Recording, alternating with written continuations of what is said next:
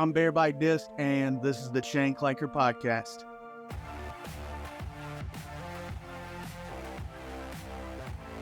Welcome in, everybody, to the Chain Clankers Disc Golf Podcast presented by Upper Park Disc Golf. And I have a question for you at the start of this episode. Are you ready to take your disc golf game to new heights? Introducing Upper Park Disc Golf, the ultimate destination for disc golf enthusiasts like you. With a wide range of premium disc golf bags and accessories, Upper Park is here to elevate your experience on the course.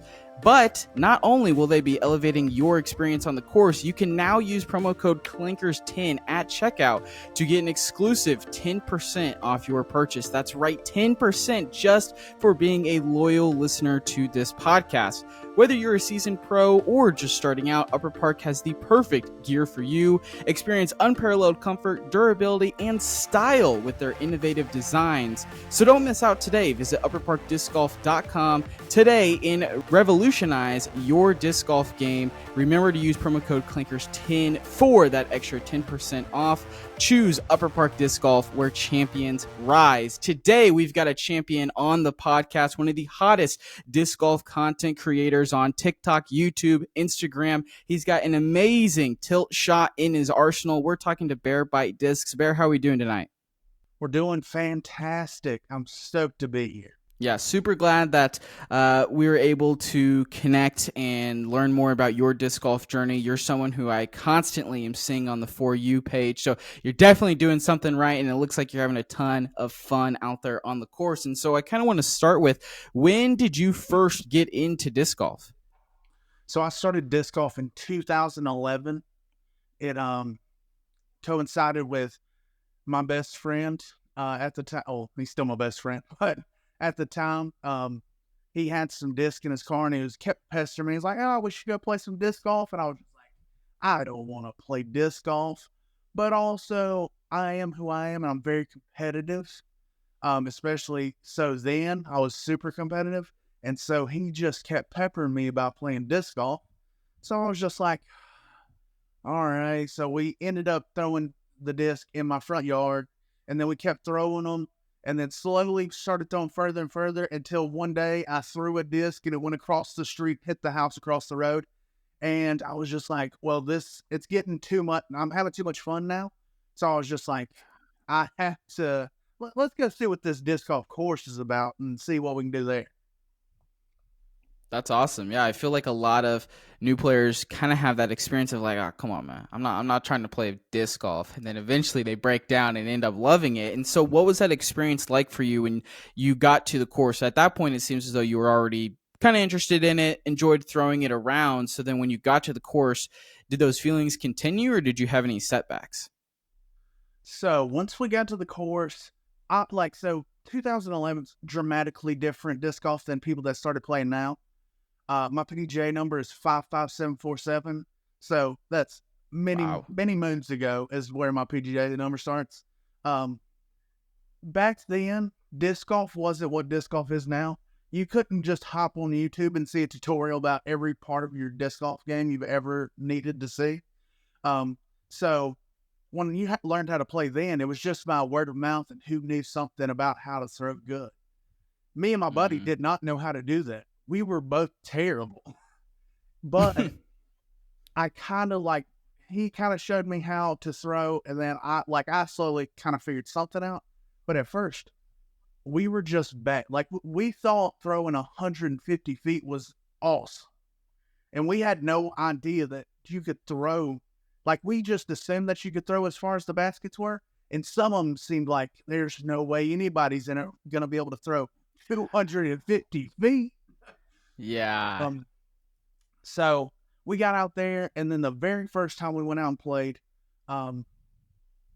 we got finished. And when we got finished, these guys were squids. They were swimming in the pond at this course. And because I've been a squid before, and the best thing about it, or the worst thing, I guess, is you find tons of discs, but 97% of them are DX or leopards or some things that you don't want to actually have. And these guys gave us like 25 discs. And it was just all these Wow. like junk discs that nobody really wants, but they're great for beginners.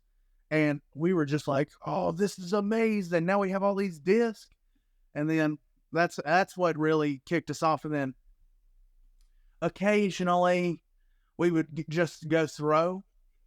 And one of the discs was the first disc I ever threw far. Like it was probably like 250 feet is how far it went. And I was actually in the backyard of my house. And it actually headed towards the highway. And I was just throwing out there, and I was like, I've never been able to throw this whole distance to anywhere close to all the way to the highway. So I was like, yeah, this is perfect. So I was out there throwing all the discs, and then I get to one of them, and I just throw it like I've been throwing all of them, and then it goes all the way across the first half of the highway into the median, and I was like, that was terrifying because I was like, somebody might have just died, but also I just threw it so far.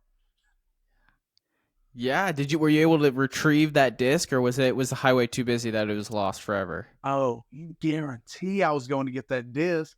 I was like, I just threw this forever. I'll venture to the end of the world to get this disc because I was like, this is the one. Because that right there is probably what started the focus on one disc for me. Is like everybody's had that disc that they've thrown and it had that perfect shot that one time. So they were just like, this is the perfect disc for me. It did what I wanted it to do exactly. And all I wanted it to do was go far. So I had a real simple expectation. Yeah. So I go pick that disc up and I bring that back, and I had it forever. I still know what disc it was, and it's the craziest disc. It is the Dragon. What, the water floating one? By Innova? That's it. I've never really used it since then. Like I've used it during that time frame, but I've never used one since then. But they're ultra flippy, so makes sense why I got it to go far. Yeah. What is that disc for you today? A disc? Oh, talking about just throwing really far? Yeah, just like, I mean, kind of like how you're saying that one disc where you pick it up and it just does what you do immediately, in love with it. Like in your bag right now, what would you say is that disc? So I have two. I have one. Okay. Obviously, I can't not say the tilt for the 90% of answers that people ask me for stuff, but that's because my whole brand is built off the tilt. And so I've thrown, I don't know, I think like I did the calculation like 4 months ago, and it was close to 30,000 shots with the tilt. And only in a year, like that was in the first 6 months or the first 6 months of me throwing it. So I was just like, there's no guarantee to say that there's any disc other than that one that I'm better at throwing because I've thrown so much. I have so much consistency with it. So it's just, I have to say that one for most answers, but also I have my other discs that I love. Right now I love the Tumbleweed is the other disc that I like to throw a lot. And it's because it's so flippy. You don't have to use any power. Like it's the easiest throwing disc that you can get because it's a 10 speed, but it's also a -4. So those counterbalance each other. So if you throw it soft, it will just fly straight, no problem. And then I also like to overpower everything. So I only throw pretty much on hyzer flips. So I'll throw some crazy hyzer flip angle, and then it'll flip all the way over, and then it'll come back at the end. So I get a crazy shot out of it, and that's pretty much the basis of who I am. I like to throw the most exciting shots I can. I don't really care about how good they are most of the time. Yeah. Let's talk about that tilt. You know, you kind of said that was the creation or kind of start of your brand. Can you kind of go into more detail on how that all occurred? So I started bareback disc, and it was more, I knew I wanted to do something with content creation because I previously like tested the waters on building a brand many a time. So at first it was just my personal accounts. I was slowly building that up. And actually 2013 is the first time I like started making disc golf content and growing as that part of the thing. So it actually was going pretty good. Nothing was growing like it is now. So I I was up to like 1,000 followers. I had my first disc golf sponsor, and it's awesome. They still make bags technically now, but it's Nutsack Disc Golf. If you don't know what that is, they're the crazy little tiny circle bags that are made out of like not leather, but like a real nice canvas material. They're super cool. Nobody really has them anymore. And if they do have them, it's actually made by another company called Rogue Iron. But it is a cool bag, and I was also super stoked that I got a sponsor, so that was great. And then from that moment, I was like, okay, this is cool. And then nothing really ever came of that time. So then once I moved to Florida, I actually started to make content again, but this time it's for my favorite college football team. Shout out to Alabama. I'm from Alabama, so the only football that I even like is college football, and obviously I got to be an Alabama fan if I'm from Alabama. So I started a podcast, or not like kind of a podcast. It was more like I was doing a live game commentary, and it was doing pretty solid on YouTube. But that was the only time, and it was only doing it while it was live, as when I was doing good with that. And it never really picked up anywhere else. So it kind of, my want to do it just kind of fell off because I didn't see any growth in it. Then that directly coincided with me starting my disc golf content. I was doing that, and then I was just like, man, I love disc golf. Let's see if we can do something with this again.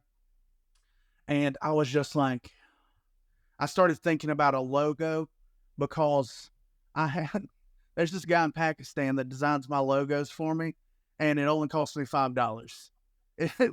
Nice. So he designed a logo for that, my other stuff for that channel, and I was just like, oh, I loved it, and it takes a long time to get to a finished project because there's a language barrier.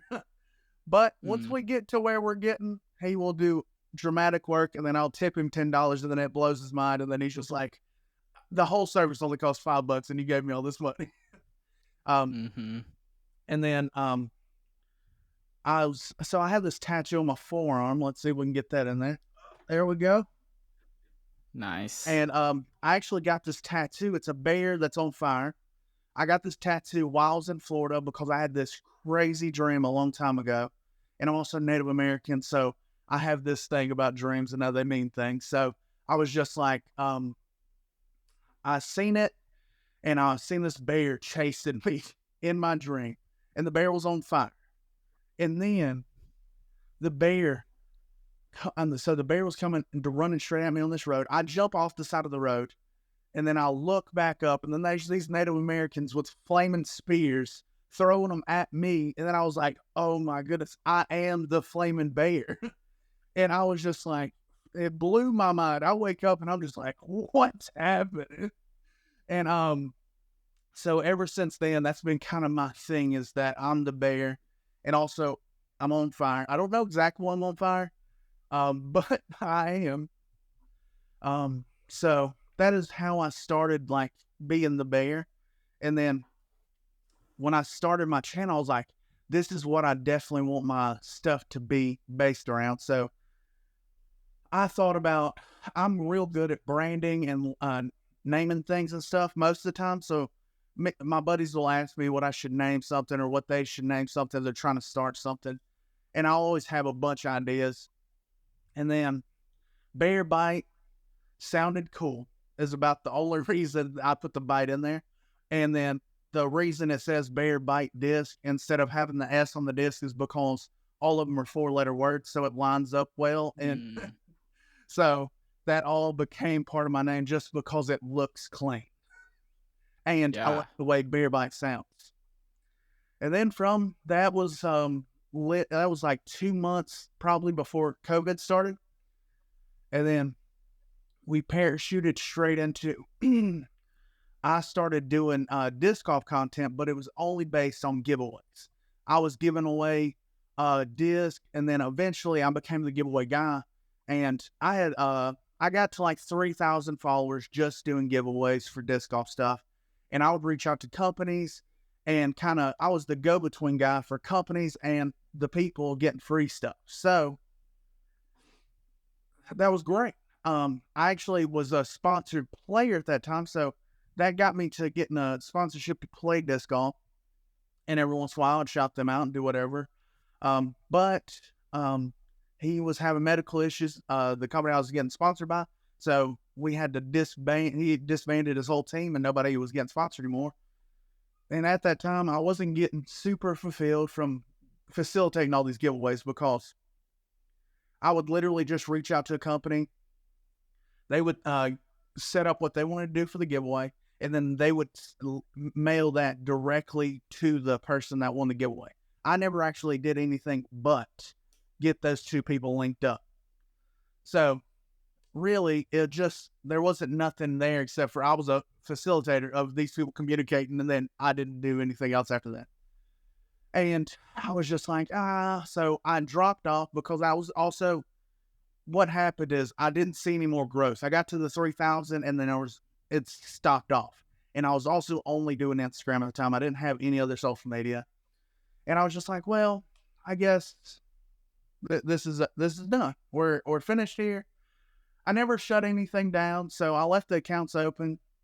And then while I was in Florida, I also moved down there for a job where I was designing at a computer.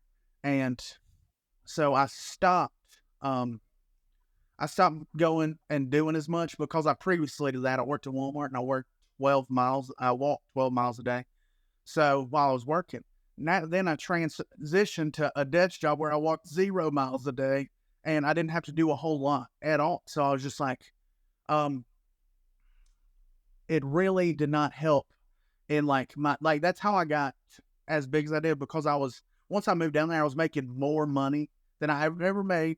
Wasn't crazy, but it was more money than I ever made at Walmart. So I was just like, I can buy whatever I want. And me and my fiance would just go out and eat and drink and do whatever we wanted.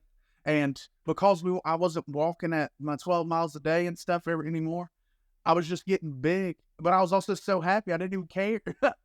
And then I was just like, we got to it was like 4 to 6 months later, I was like, I need to start doing something where I'm getting some kind of activity. So I was like, I got this disc golf account. It's still like, it only dwindled like 1,000 followers. I dropped down to like 2,000. And I was just like, I still have this outlet for stuff. And then I was like, and I also kind of started getting into, the fiance got me into TikTok, and I was just like, TikToks just kind of go off for no reason everywhere. So I was just like, I should start a TikTok about this too, because nobody has and nobody really can have my brand name pretty much anywhere, because I already have all of them.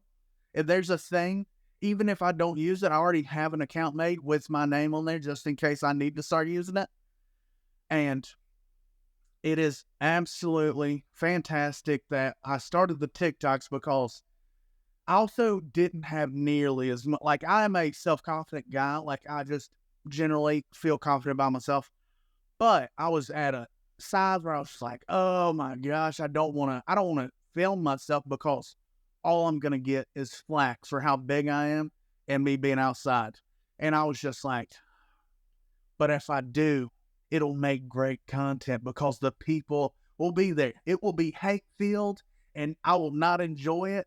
But if I can push through it, I will get some great content to be made. And let me tell you, I started off making my videos where I wasn't in it that much throwing. So you could see like my arm or something. You wouldn't see my whole body.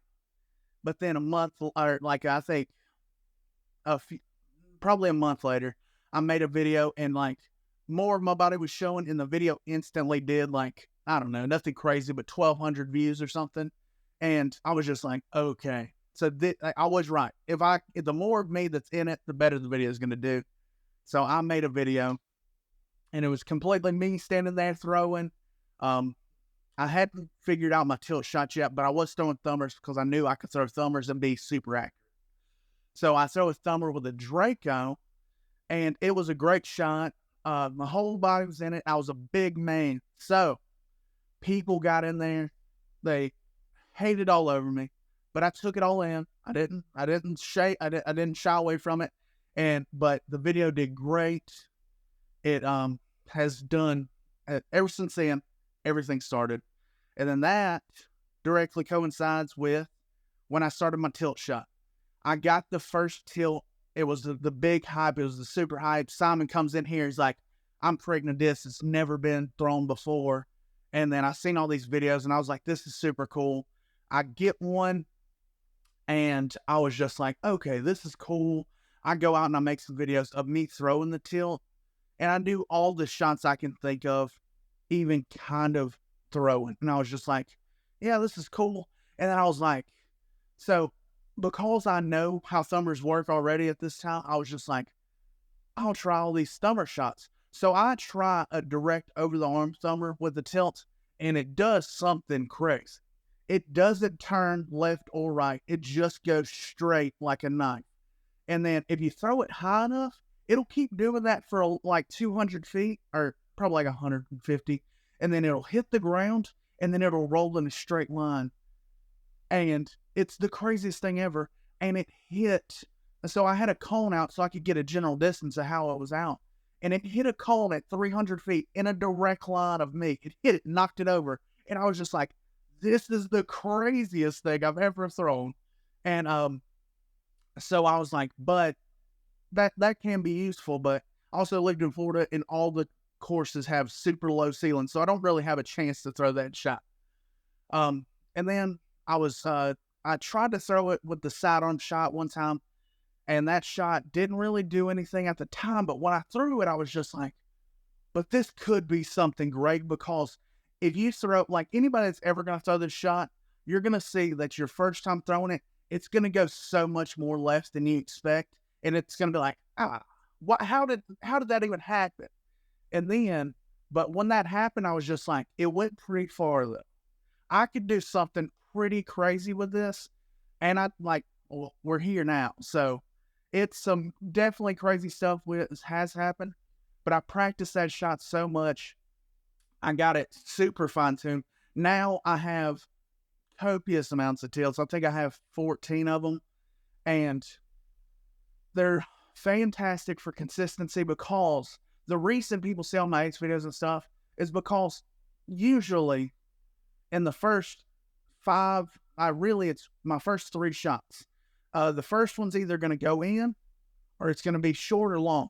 And the second one is either going to be the opposite of what the first one was. So if the first one was short, the second one's going to be long. The third one is going to go in the basket if one of those other two didn't. And that's almost the generic gameplay. I'm real freakishly good at making things go into whatever I'm aiming at. It doesn't matter if it's shooting something or if it's throwing something. I'm just been real good at aiming stuff my entire life. So I just have this good depth perception. So that's how I get my aces as much as I do. I tell people all the time, that is my special ability, is making discs go in the basket. It's not that I'm that great at disc golf. It's just that I'm real good at that one part. So I have 4 tournament aces. I have 20 first shot aces, and then I don't know what the number is right now, but it's like 27 just aces in general that aren't a first shot or a tournament ace. And that's everything about the tilts. Yeah, that is a lot to unpack. And I want to continue, I guess, let's start with the tilt part, right? So when you're making the content for your videos in general, maybe it's a tilt, maybe it's a different disc, how often, or I guess how many times are you having to hit that record and throw the shot before you're like, okay, that was the one that's making the TikTok? Oh, so my content is, so previously when I first started, it was definitely, I got to get as many great shots in as possible. Then I realized that my best viral content is never even me throwing great shots. It's me throwing bad shots and people just talking trash to me. So I was like, I don't care anymore. I'll just make content. So I make a bunch of videos. And at first, I was just making normal amounts of videos. Like I was posting once every couple of days, maybe once every day if I could. But also I wasn't making nearly as much content at the time because I didn't realize how the system worked and how you made things work faster. So if anybody's wanting to make content, all you got to do is get your thing, whatever you want it to be. And then if you're kind of charismatic, you have some qualities where you can get people to watch you, then you'll have your in. See, I'm a big guy, but also I'm very confident, and I like to talk. So I like, this is my thing. I always knew I wanted to do this. I always knew I wanted to talk to people. I always wanted to make content. I just didn't know how I was going to do it. And now we're here. But to make really good content, all you got to do is have those traits and post as much as possible. I hate to say this because I was just like, how is this the only thing I wasn't doing already? But I got to shout out Gary Vee. He is the man when it comes to social media. I was doing so I listened to his book. I was doing 97% of everything that was in his book. And I was just like, okay, I'm knocking all these things down.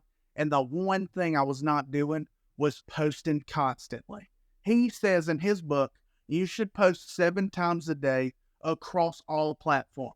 And I was just like, well, let's chill out there. That's aggressive. Who can do that? But also, the people he's talking to are people that are only making content and they don't have jobs. So I had to find a balance of where I could do that and do what I do. So I did. I decided I was going to post 3 to 4 times a day, maybe even 5 some days. And I did. And once I started doing that, my content and growth and everything just went through the roof. Everything started 10x and everything. My views, my followers, everything about disc golf content creation went through the roof. And it's not realistic for some people. It's a very, if you're ready to see it happen and see things go forward, if you start doing it daily like that on such an aggressive scale, it will happen. It didn't happen like instantaneous, but I'm talking weeks later, and I'm saying actual weeks, not months, weeks later, you've seen the growth. It may not be as big as you want it to be, but it was pretty consistent from those points. And then it just kept getting a little bit bigger and bigger. And then after a couple months, I'd hit another 1,000 on every one of those numbers. And I was just like, this is how you grow. So I have not changed anything about it in a long time. Now my number is very specific. I make my Burt video, and then I make 3 videos that I post daily. So I make 4 videos daily, and it's perfect. I don't know if that answers any of your question, but No, that's okay. Tangents, and I'll just go. No, that's okay. I feel like I can pivot and move with the water. So that kind of leads me to then ask, when you're making the content, 1, how do you not burn yourself out / run out of ideas? 2, how are you making the videos? Like, are they the same video and you're putting it across all the platforms, or is each platform getting a different video each day? Okay, so all these questions, burnout, super easy for me. I am so intrigued with the growth and the moving of numbers. So mine, I can't get burned out because if something goes down, I need to know why it's going down, and I need to know what I need to change to make it. So I'm also, like I said earlier, I'm competitive, but now I'm competitive in different ways. People ask me all the time, I'm going to play tournaments and stuff. And I'm like, I can, and I might do it occasionally, but it's definitely not going to be my brand, mostly because I tell people all the time that I will do tournament stuff, but it's after I actually have a videographer, because I can't film and play a tournament at the same time.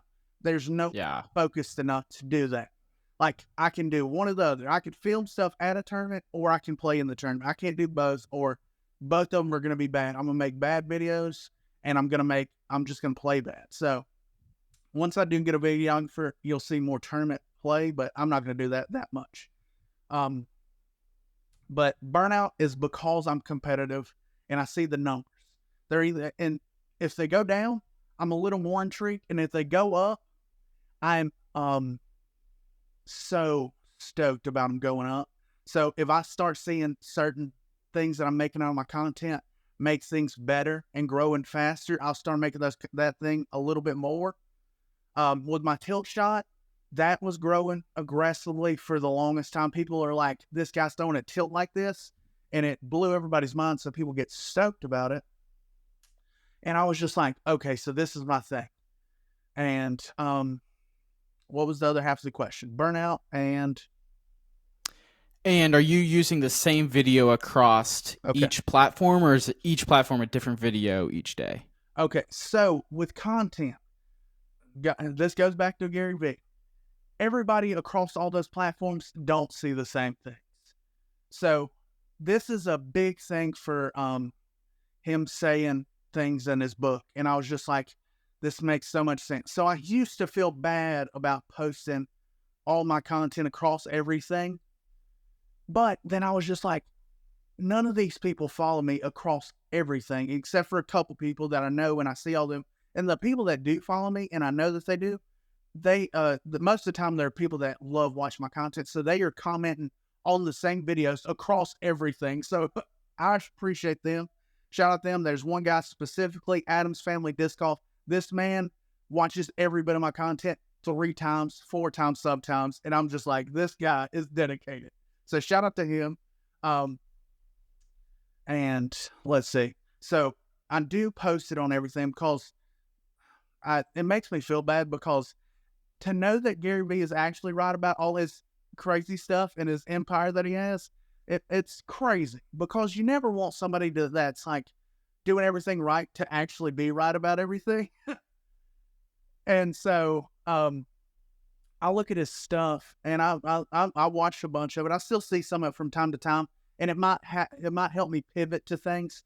Like anytime a new app comes up, like as soon as Threads came up, I was like, I'm gonna be there, because that's one of Gary Vee's things. If something's new, dive straight into it, get into it super deep, and then be a part of that thing, because that might be the next thing. Because if y'all don't know, Gary Vee made a ton of money off of Twitter, and that's how he started his empire, and then it all escalated from there. But sorry, all the Gary Vee talk. 2 things he says is, when you're making content, make all of it, because stuff is subjective. He definitely says a different word, but your content is subjective. It doesn't matter what you like. It only matters what the people watching it like, and the people love whatever they love, or they hate it. So I make 2 kinds of content. I make content I know people are going to love, and I also make content that I know my haters are going to hate so much, because there's a key tenet to me making content is I'm a big guy still. People hate that I'm a big guy and I do things actively and I make physical content. So where it shows me being active out in the world, haters hate it.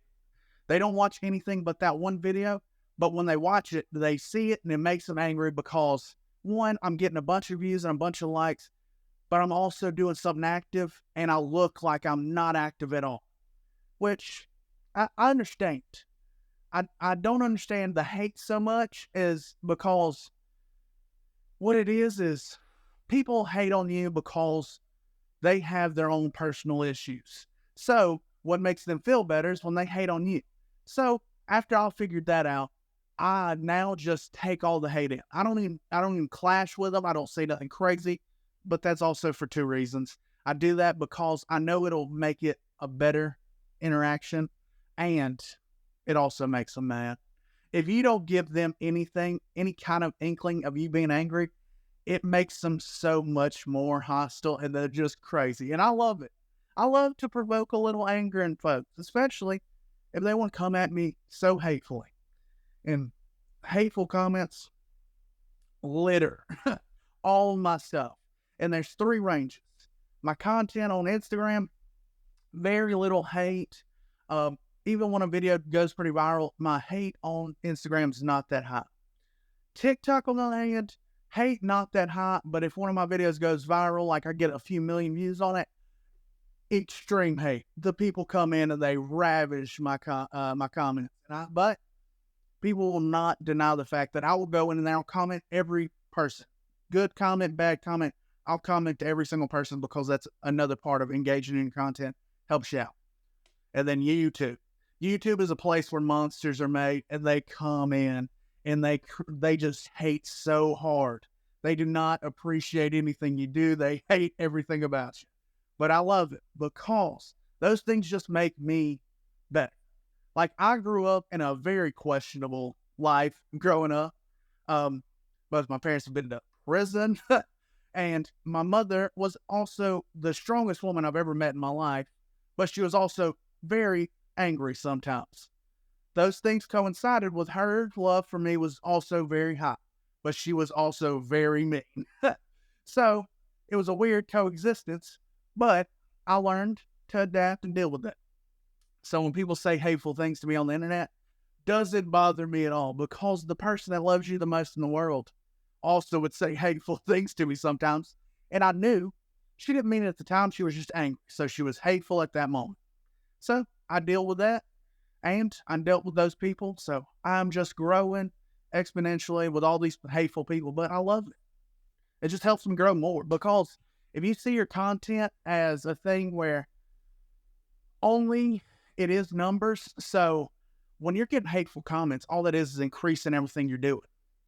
So it's not a bad thing at all if you're getting a ton of comments. It's not a bad thing at all if there's a ton of people liking your video. It doesn't matter if they're hate likes. It doesn't matter if they're hate comments. If they're engaging, they're engaged. That just means more people that those people know will see their comment, and then they'll engage, and then you'll just keep growing and growing exponentially. So don't worry so much about what they're saying, and also don't interact with them as you're angry that they said it. Now, there are some things that will definitely make me a little hostile, and it has to do with when people say I'm bad at disc golf, because I am not great at disc golf, but I am also not horrible at disc golf. So when they start saying, oh, you're terrible at disc golf, blah, blah, blah, it makes me sad, but also I will not show that to them, because you got to keep all that stuff inside of it. It'll make you feel better, and it will also not give them the satisfaction of being like, oh, see, this is what gets to them, and they'll come knocking at your door all the time. Yeah, I think that's really good. And a couple of things I'm taking away from that is, first, the hate comments. Honestly, TikTok is so out of pocket compared to Instagram. Instagram is so nice, loving, happy. And then you go to TikTok and the pockets are out. People don't care that you're a person. And yes, I've definitely noticed that. I'm glad that you said that as well. And then the second thing I was thinking about also is how you were saying people would hate on you for being a bigger guy. And it's always hilarious to me when people are like, well, bigger people need to work out, be outside, they need to be active. And then you do those things and like, why are you doing this? And it's like, do you not see that your logic is flawed? Are you just a moron, or like, is this part of the bit? Like, I'm confused. So those always crack me up and are ridiculous. Yeah. And the last thing, the question on this that I want to ask is, you said that you avoid that burnout by looking at the numbers. What are the numbers that matter for people who are trying to grow on TikTok, Instagram, YouTube? What are the numbers that you're looking at that indicate I need to do this, I don't need to do that? So really, when you're seeing content, really your biggest number is your reach, because at first your number, like your views not going to be that great. Your likes aren't going to be that great, and your comments are definitely not going to be that great if the other two numbers aren't high. But if your reach is getting bigger and bigger, it's a number that only shows that people are getting more and more exposed to your content. But if that number keeps getting crazy large, the other numbers will grow incrementally. And it is perfect if you want to grow content. So if you see that reach number keep getting a little bit bigger, all your other numbers are going to keep going. You just got to, when you're making content, you always want to focus on specific things, and it's on what video is doing well and what you did in that video. My tilt videos were my number one video for a long time. And then people my viewers started getting burned out on me just throwing tilt shots. So then I had to open up to more stuff. And I did. Now my shots, and also I've been playing disc golf forever, so there's pretty much not a shot I can't throw, except for forehands. I don't throw forehands. I don't like forehands. They're bad. Mostly just because I'm bad at it. So that's the whole reason I created the tilt shot in general, is because it's a shot I needed, because everybody needs to be able to throw a forehand. I just can't physically do it for whatever reason. So I make the tilt shot, and it gives me that forehand flight without throwing a forehand. And let me tell you, everybody assumes I'm just throwing a really bad forehand, but it's because I'm throwing a tilt thumber. So my super choppy forehand is actually just a crazy thumber, and people are just like, "Why are you throwing your forehands like this?" And I'm like, "It's never a forehand." And so when you're making these videos across the board for all 3, 4, 5 places you're going to post them, is there a central app that you're making it in, downloading it, and then uploading it? Or is it like TikTok? Okay, I make everything in TikTok, and then I just upload the TikTok to Instagram, YouTube, Facebook, Twitter, whatever. So I wish it was that way. I've yet to find anything that works the way I would want it to, so I don't worry about using them. I do make all my content on one app specifically. It's called Splice. It is fantastic. It's one of the best apps for editing, I think. It does have like a yearly fee of like something crazy low. You pay $10 a year, I think. So it's super affordable. And Yeah. anybody that watches this, you will now know the secret. That's how I do my zoom in effect. Everybody always asks me how I make my zoom in shots, and it's with that app. It's the best one I've found, and I love it. So I've used that one for 90% of my stuff. I also have some other video apps that I use for doing edits, but most of those I usually use for like one specific niche thing that they do really good. So they're not even, but all my stuff is mostly Splice, and it works great. So if you want to have, and you want to be able to make content, great, that's where you do it. And then when you're posting content, I wish there was something that posted everything everywhere that actually did it the way I wanted to. Because there are apps that do it, but they post in a way that they transform it when it starts intermingling between the apps. So I don't like it. So it just kind of makes things a little bit off when it goes to all of the. Oh, okay. So I don't like that. And I'm a person that likes things a particular way. So I have to go through every single one of my accounts that I'm posting things onto, and I have to post it myself.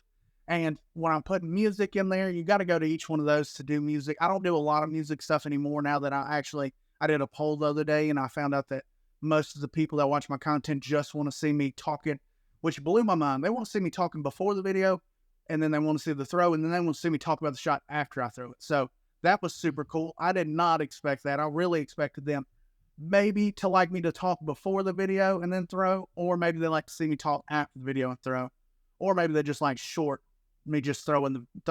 So, which blew my mind that they wanted the longest form of all those. And that's how I know what content I make, is because I'll ask, now I have such a great following that I can ask all the people in it what they want to see. Before you can get there, you have to just see the numbers and see what like pops them up one day and what knocks them down another. And it'll eventually get to a place where you know that if you post this content, you know it's going to do okay. Going viral is a crazy animal in its own right. There's no algorithm in your mind that will create the perfect content that'll go viral ever. Like there's videos, 90% of my videos that are viral videos are me throwing bad shots. Like it doesn't make sense that this is my viral video, and then it'll just get a million views, and I'm just like, I don't even know how that happened. Like I didn't even do anything good in it. Yeah, I feel like all the videos that I make where I'm like, this is it. This is the video. It's going to do great. I'm like, wow, that was horrible. I put so much effort into that. And then the ones where it's just something bad that happened while we were playing disc golf. And it's like, oh, that's the one with 100,000+ views. Heck yeah. So glad that that's how that worked out. Bear, this has been such a fun interview. I've loved getting to learn more about you and your disc golf journey and how you've created your brand. Where can people follow you on TikTok, Instagram, and YouTube? It's at Barebite Disc on everything. So if you want to find me anywhere, all you got to do is look at Barebite Disc, and I'm the only thing that exists there. And if it's not Barebite Disc all together with nothing else in it, all 4-letter words, and they're all together, any spaces, underscores, none of that's in my name. It's just purely Barebite Disc. So it's very easy. Just look it up anywhere. I'll pop up. Awesome. Hey, thank you so much for your time, Bear. Thanks for getting up early and doing this with me. I really appreciate it. And thank you guys so much for listening. Hopefully you enjoyed this. If you did, let us know on TikTok, Instagram, YouTube. Leave that Spotify, Apple review, and let us know what you thought. And that's all I got for this week. So we will see you guys next week.